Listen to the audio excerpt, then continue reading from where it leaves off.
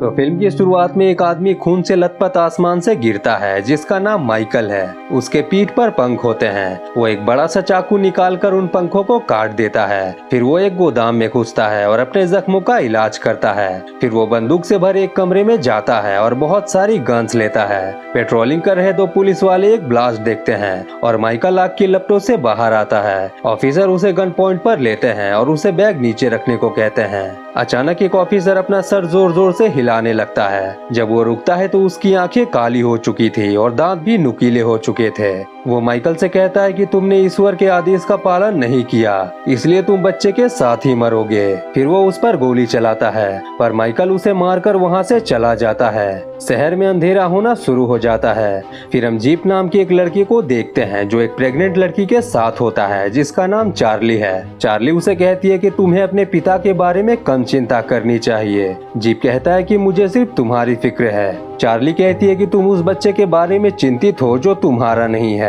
Jeep कहता है कि हम इस बच्चे को साथ मिलकर पालेंगे।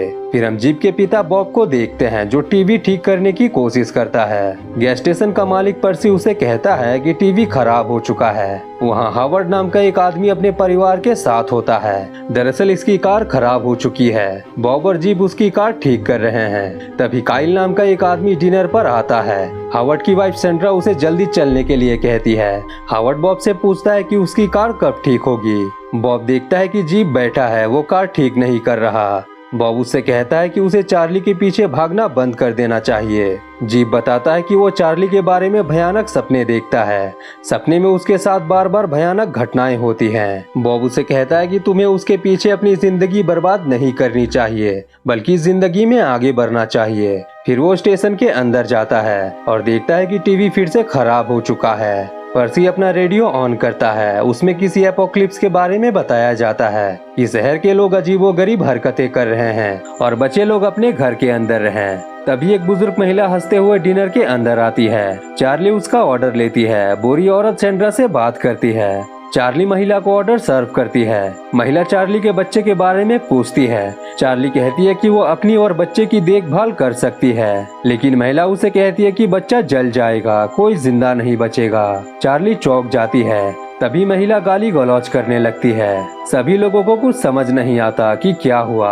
हावर्ड उसे समझाता है, पर वो उसके गर्दन पर काट लेती है, जिससे वो बुरी तरह जख्मी हो जाता है। पर्सी उस पर पेन फेंकता है, जिससे उसकी गर्दन पीछे की ओर मुड़ जाती है, लेकिन वो ऐसे उड़ती है जैसे कुछ हुआ ही न हो। फिर वो छत पर किसी मकड़ी की तरह चलते हुए जीप को मारने जाती है, पर उसे मारने से पहले काइल उसे शूट कर देता है। इससे सभी लोग घबरा जाते हैं। किसी को कुछ समझ नहीं आता। काइल और पर्सी हावर्ड और उसके परिवार को कार में बिठाते हैं और हॉस्पिटल की तरफ निकल जाते हैं। रास्ते में वो टिड्डियों का बहुत बड़ा झुंड देखते हैं जो पूरे आसमान पर छाए हुए थे, इसलिए वो सब गैस स्टेशन पर लौट आते हैं। बॉब एक विशाल झुंड को उड़ते हुए देखता है जो सूरज को ढक लेते हैं। फिर वो लोग बूढ़ी औरत की बॉडी को बाहर फेंकने जाते हैं और एक पुलिस कार को आते हुए देखते हैं। कार रुकती है। माइकल बाहर आता है।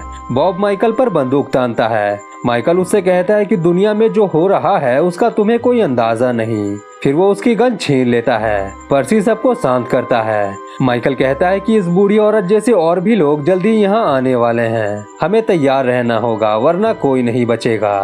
फिर वो सबको हथियार देता है और चार्ली को बहादुरी ना दिखाने को कहता है। फिर सब डिनर के अंदर जाते हैं और दरवाजा बंद कर देते हैं। रात को माइकल उन्हें छत पर ले जाता है। तभी एक आइसक्रीम ट्रक उनकी तरफ आता है और एक लंबा पतला सा आदमी ट्रक से बाहर निकलता है। जब वो उन्हें देखता है तो भयानक तरह से चीखता है और उसके हाथ पैर लंबे हो जाते हैं। फिर वो उन पर हमला करता है और वो सब उस पर गोलियां चलाते हैं जब तक कि वो मर नहीं जाता।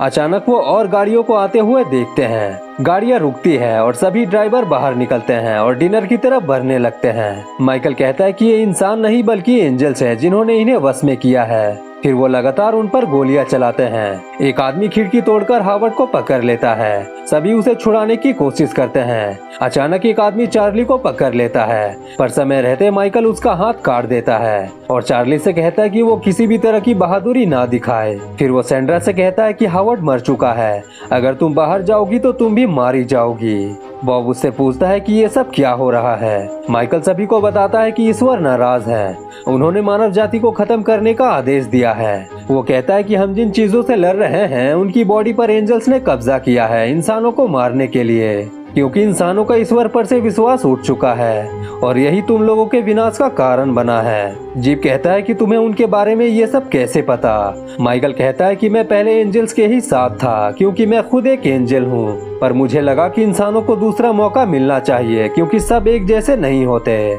इसलिए मैंने उनका साथ छोड़ दिया। बॉब कहता है कि ये सब बकवास है, मैं ईश्वर पर यकीन नहीं करता। माइकल कहता है कि ईश्वर को पता है, इसलिए वो भी इंसानों पर यकीन नहीं करते और मैं सिर्फ यहाँ चार्ली और उसके बच्चे को बचाने आया हूँ, क्योंकि उसका बच्चा मानव जाति की एकमात्र उम्मीद है। तुम इस बारे में क्या सोचते हो उससे कोई फर्क नहीं पड़ता, पर बाहर जो चीज है वो हमें मारना चाहती है, खासकर चार्ली और उसके बच्चे को, क्योंकि वो नहीं चाहते कि मानव जाति जिंदा बचे। हमें साथ मिलकर उनसे लड़ना होगा। फिर माइकल अपने स्वर्ग में बिताए समय को याद करता है जब उसे ये आदेश मिला था जिसका उसने विरोध किया था।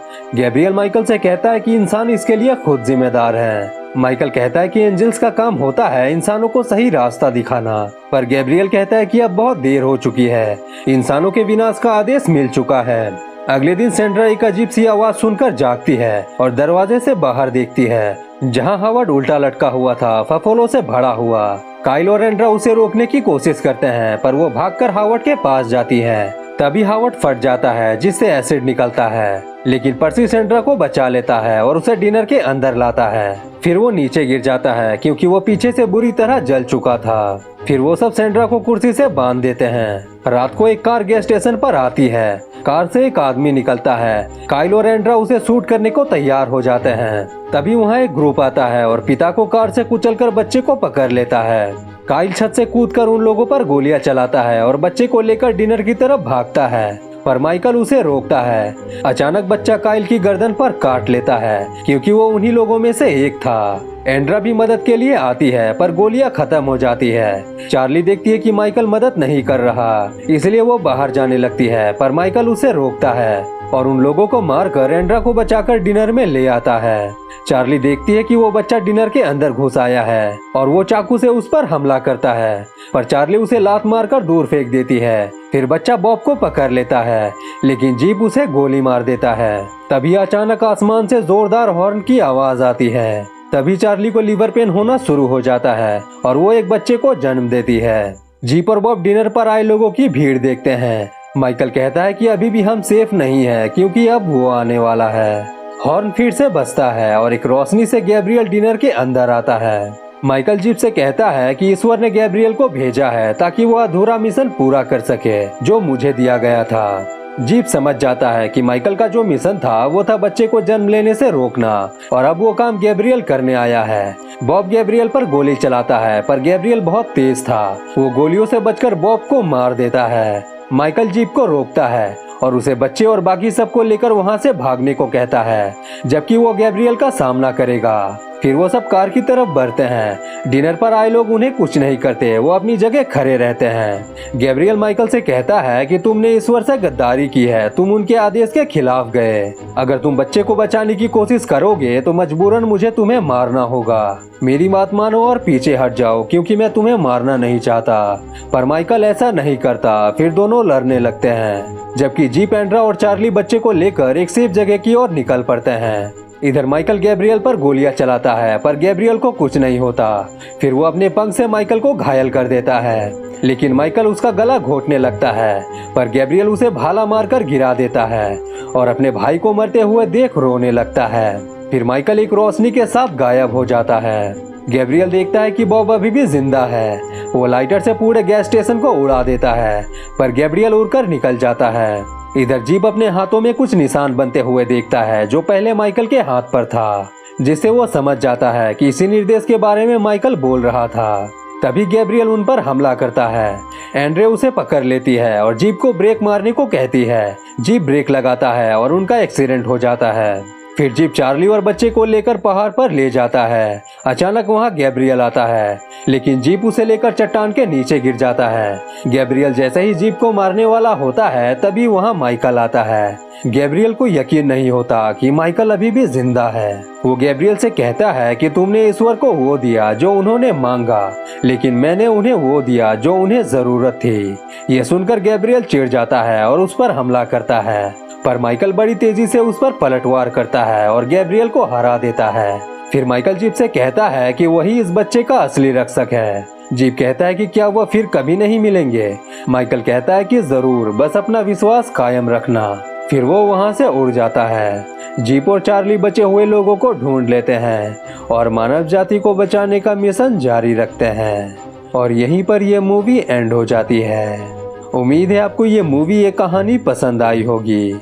अगर पसंद आई है तो चैनल को सब्सक्राइब करके बेल नोटिफिकेशन जरूर से ऑन कर लें। धन्यवाद।